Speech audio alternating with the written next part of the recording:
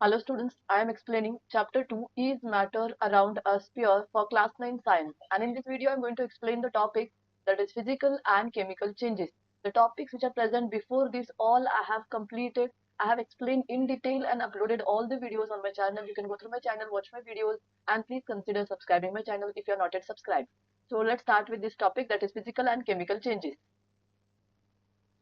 So physical properties are those properties of a substance that we can see or measure without changing the substance. So physical properties means what? These are the properties which we can just see from outside, or which we can just see, or we can say measure. We are not going to change the substance, or we are not going to study about its chemical changes or chemical reactions. Those are called as physical properties. Like for example, color. Color we can just see. When we see the color, the formula or the chemical properties will not change, such as like hardness or density or melting point or boiling point. So these are some of the properties which are called as physical properties. And there is one more that is called as chemical properties, where we will study the reactions. Remember, reactions. So whenever you study about the reactions, it is called chemical properties. And whenever you just see the compound or just measure, those properties are called as physical properties. So now next, when substance changes from one state to another. So there are three states, as we all know: solid, liquid and gaseous. We have already studied how the substance can convert from one state to another state in the earlier chapter. So when the substance changes from one state to another state, for example, solid to liquid, or liquid to gas, or gas to liquid, or liquid to again solid, it is called interconversion of states. So when we do like this conversion, that is solid, liquid, liquid to gas, such type of conversions are called as interconversion of states, because we have three states: solid, liquid and gas. In between these three states only we are converting. We are converting solid to gas, gas to liquid, liquid to solid. There is no any another state from the outside it is entering. So it is called as interconversion of states. This is a physical change. So whenever you convert from solid to liquid, liquid to gas, or gas to solid, such type of conversions all are called physical conversions or physical changes. Remember this. If there is an interconversion of state, it is called as physical change. Because in this conversion, no new substance is formed. For example, if I take water, so water you take in liquid state. So when you convert this into solid state, it becomes ice. Let me write it properly. It becomes ice. Even in ice, the molecular formula remains the same, that is H2O. Even in liquid water, that is molecular formula will remain H2O. When you convert this ice to steam or water vapor, still the formula will remain H2O. Remember this. When you convert this steam to again liquid, the formula remains H2O. Only you are changing the state from liquid to solid, solid to gas, and gas to again liquid. We are not disturbing the formula or the chemical properties. That's why new substance is not formed. The chemical nature remains same. So it consists of two hydrogen, one oxygen in all the states. Example, ice, water and water vapor looks different, but all are made up of same substance, that is water. So remember, whenever you see ice, whenever you see water or water vapor, all look different. One is solid, one is liquid, one is gas. But all are made up of same substance, that is water, which is having molecular formula H2O, just now I explained. Only their physical state changes. So to look physically, to see, the state will change. That's why such type of change is called as physical change. Here composition will not change. So this was about physical changes. Now we'll see the next. Now we will see it little bit in detail. Water and cooking oil are both liquids, but they have different chemical properties. So we have seen water, even we have seen cooking oil. I'll write it here, cooking oil. Both are liquid. Both have the property to flow. That's why both are liquid. But if you see their chemical properties, they have different chemical properties. Example, say here, see here, they differ in odor. Odor means smell. Water has a different odor, oil has a different odor. If you see oil, there are so many different types of oil, like groundnut oil, sesame oil, mustard oil, all have different odor or smell. Water especially, it will not have any odor. You take water from well, or you take water from river, or you take water from bore well, there will be no odor or smell for this water. Inflammability, ability to burn. So oil burns in air, but water does not burn. So as we all know, oil have the property to burn in air, but water does not burn. In fact, water helps to put out fire. Whenever something is burning, if you put water on that, the fire will stop. So water helps to put out fire. So both are liquid. To look physical property, both are liquid, but their chemical properties are different. I hope you're understanding how they are different. This difference shows that oil and water are chemically different substances.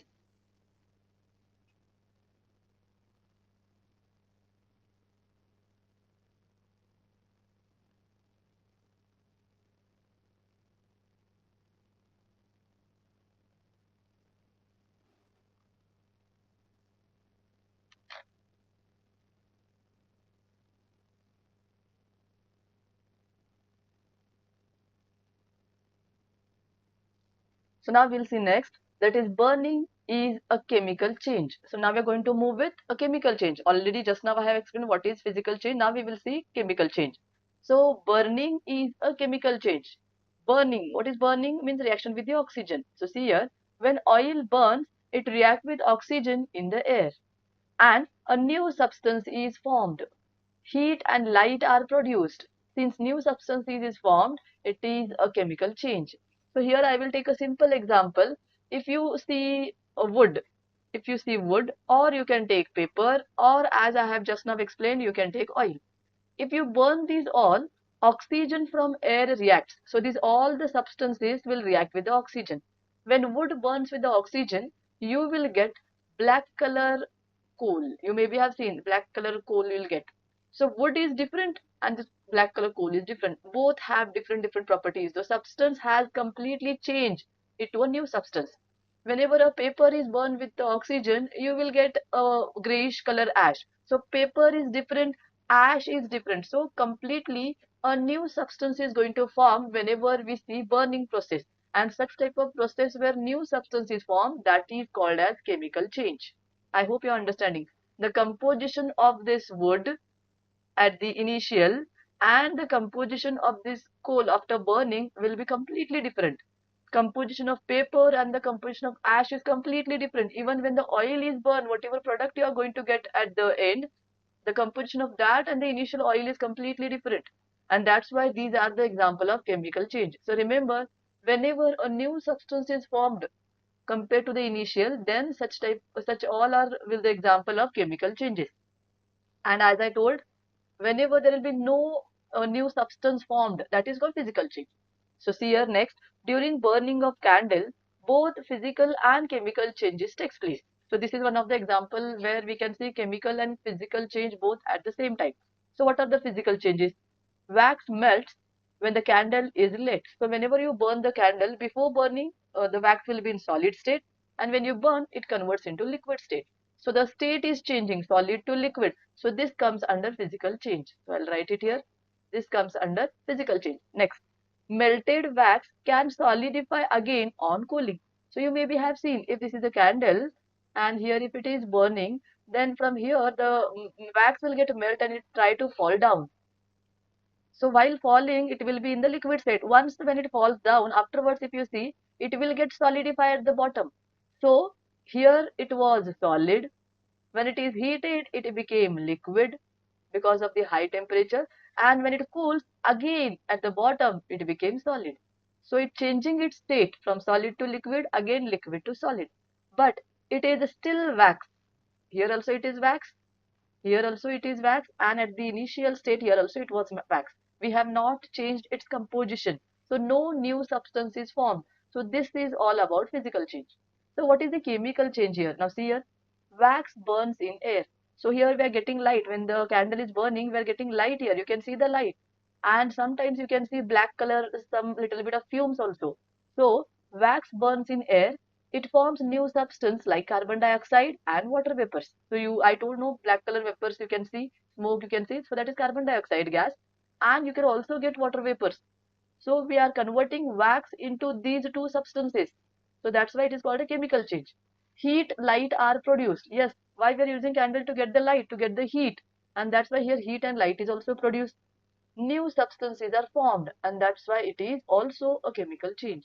So remember, burning of candle will show both the changes, physical change as well as chemical change.